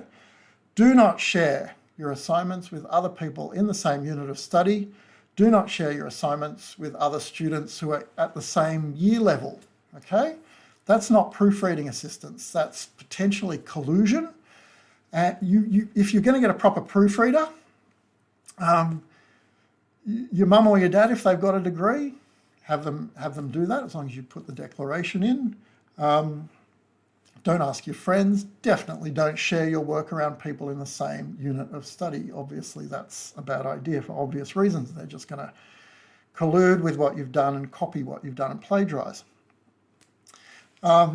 Abstract with a title, abstract. Introduction with no title, not a biggie these days. It seems to be getting more lax. Results with the title, results. Discussion with the title, discussion. References with the title, references, and an AI use declaration at the end. So put the proofreading declaration at the beginning, the AI use declaration at the end. Make sure you include everything there, okay? Don't skip a section. In terms of building your references section, simply put, only put in your references list what you actually read and what you can hold. In this case, for example, War is Good, Thanos cited by Rogers.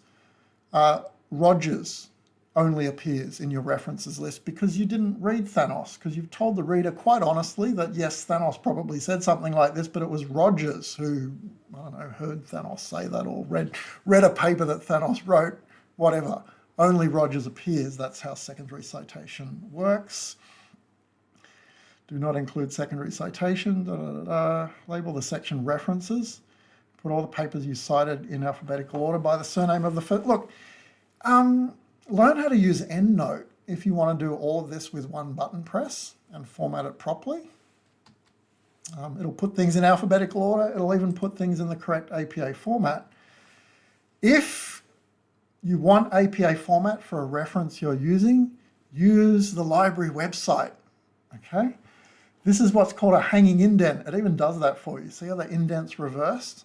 Make sure all your references in your references list are formatted that way. So all I've done here is I've pasted in the title of the paper that I was using, the set reference or whatever, and then I've pressed this button here on the library website. I've chosen APA 7th edition, and then I've pressed the copy citation to clipboard button and it's gone straight into my research report or paper. Okay, that's how to get APA formatted citations. Okay, do that.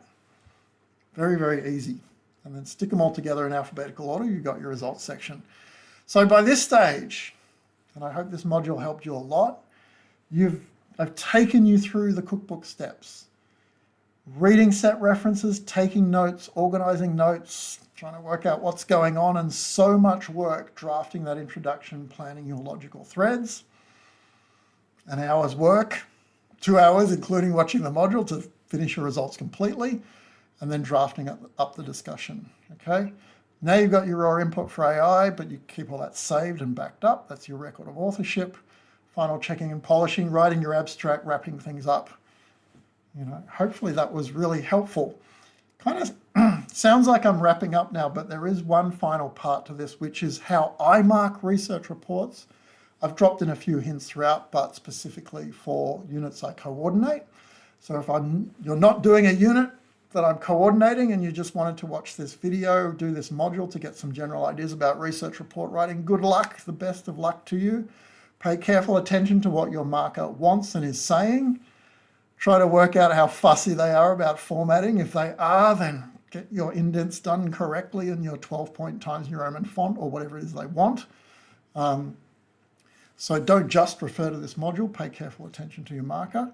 If I am coordinating a unit that you're doing a research report for, keep watching. Okay, final part just for Psych 2016 students. How do we actually mark research reports in this unit? This is the marking rubric you will see attached to your report. I'll attach it to the assignment. I'm kind of in the way.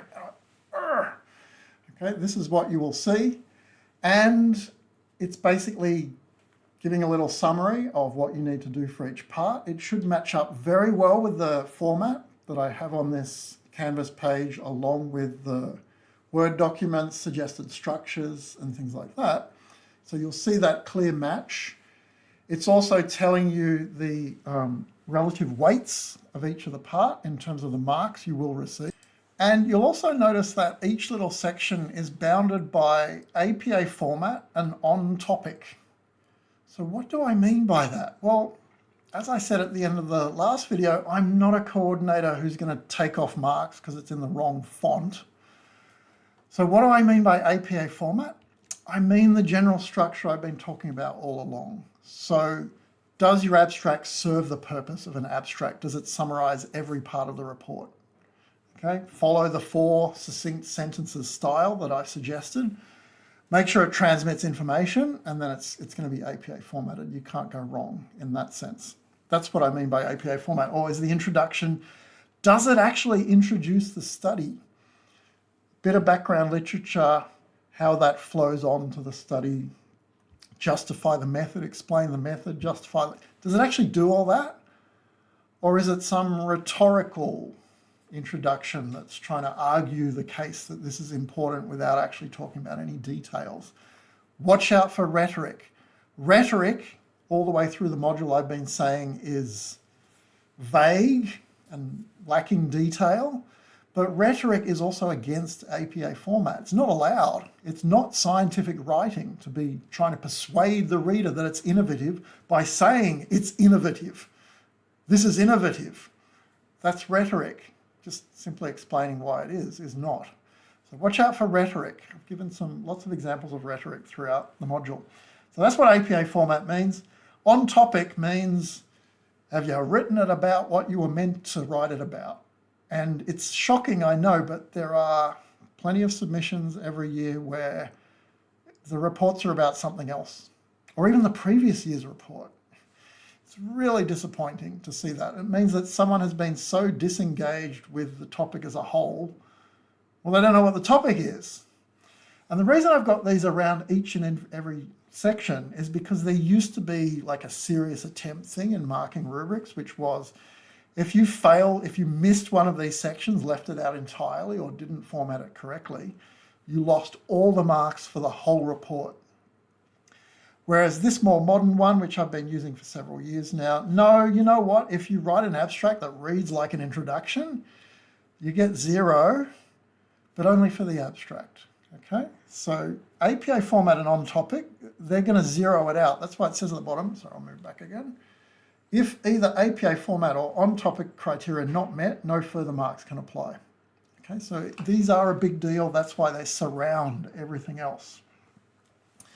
The other thing you'll notice about the rubric is that a lot of weight is given to threading. Remember, I've been saying throughout the report module, everything needs to connect.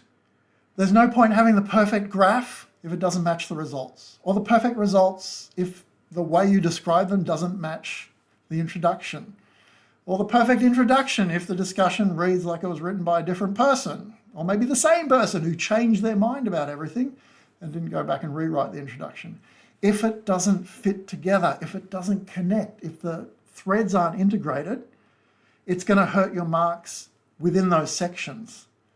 And so it's quite common for me to see a beautiful results section, but you're not getting the 20 marks. You might be getting as few as 12 marks for a perfectly formatted, clear results section, which does not match the introduction. As I'm reading it, I'm thinking, did you copy this off someone else? Or, and this is kind of worse, did you just not care what the reader's response was? Did you not care that you're now describing that condition in a completely different way? Doesn't matter. If it doesn't fit, you don't get the marks. So pay careful attention to that. Watch through the module again if you're unsure about what threading is and how it's about creating a logical flow. It's really important. It's very important in the AI era because there seems to be a tendency to create different prompts for different sections and not bother seeing if they connect. A lot of the marks are also about communicating clearly. So the abstract video, the one before last, where I suppose it was mainly focused on abstracts, but when I was going on and on about how that sentence contains no information because you've just given condition labels and things like that, yeah. detail the method, explain what was done in everyday terms that anyone can understand. In this condition, participants read this passage. Participants did this, and then they were asked to do this. Explain it at that level. Don't be too general, don't be too vague. Communicate clearly. What was found? Hypothesis 3 was confirmed. What? Huh? What was found? Participants who were shown this responded in this way, which was significantly better or worse. Everyday language, clear language. Scientific communication is clear and precise. If it's so complex, you might be impressed and think, oh, wow, that's impressive. I can barely understand that. No, it's not good. If it's so complex, people can't understand. It's not good communication, so that features heavily. So in terms of the word count, I've kind of already covered this previously. About even for introduction discussion. Don't have a tiny discussion, don't have a tiny introduction. Keep your results small because you're only talking about what was found, 1 sentence per p-value. And in terms of time, and I kind of have mentioned this throughout as well, 20 minutes on the abstract, but you do that right at the end. And you're the expert by then, so you should be able to do a good abstract relatively fast. But yeah, planning your threads, planning how things fit together, your characters, how they develop, your arcs, how it moves from the beginning of the introduction through the method, justifying, and then through the results, and then the discussion, how it kind of ties it all together. Yeah, it's big. It's a lot of work, okay? 10 to 15 hours just setting up the introduction. Results, an hour. Do your results section, completely polish it the moment you see the results. You might have to make a few changes to language later to make it match, but other than that, it should be done. And discussion, I don't know, 3 hours. If you've set it up well, and to use my movie analogy, the discussion is the chase scene at the end or the lightsaber battle or whatever. Everything's been working up to that moment and, wow. And then it all comes together if you've set it up well. You might be thinking throughout about qualifications with the discussion. That might take a bit of extra time because you don't want to be using throwaways like, oh, they were psychology participants, therefore it's all invalid or things like that. You don't want throwaways like that. You do need to put some thought into it. So maybe a little longer for the discussion, but I'm putting this up to show you the huge asymmetry because it's disappointing to read a well put together discussion that's not getting any marks because it's not linked to prior threads, because there were no prior threads, because the introduction was so poor and so poorly thought through. And there's too many students who just write their report from beginning to end in that order with no planning whatsoever. And it's especially disappointing because by the time they reach the discussion, you know what? You can see their understanding, their expression, their clarity is improving, but then they just press submit and they don't go back.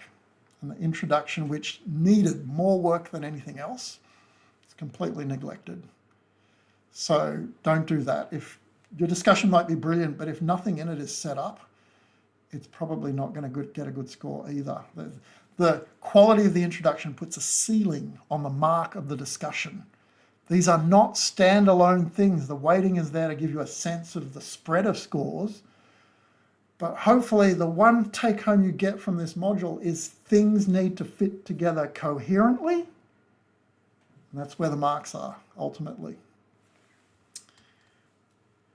So look, the other thing that I do for assignments is I have 3 submissions. And again, results-focused students are kind of, are these worth marks? And I'm missing the due date and all that. Look, all those things I've been saying throughout about email yourself your notes, email yourself this, timestamp that.